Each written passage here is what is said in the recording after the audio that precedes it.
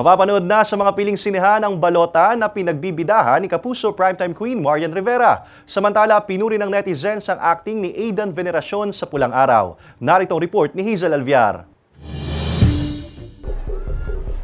Ibala na ba yan?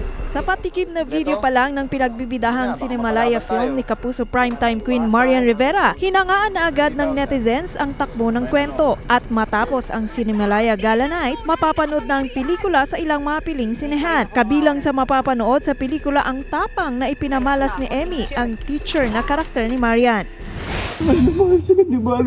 Ang eksenang yan ni Aidan Veneracion bilang Mario sa Pulang Araw, umani ng paghanga at papuri mula sa mga netizens. Ka-eksena niya dyan si Alden Richards kung saan nag-iwan siya ng bilin para sa kanyang mga magulang. Ipinasilip din ng Sparkle Star ang ilan nilang behind the scenes. Bukod sa netizens, pinuri din ng ilang celebrities ang kanyang acting, kabilang na si Dingdong Dantes na una na niyang nakasama sa Royal Blood nang gumanap siya bilang Archie. Patuloy na subaybayan ang Pulang Araw pagkatapos ng 24 oras. Hazel Alviar, Balitang Southern Tagalog.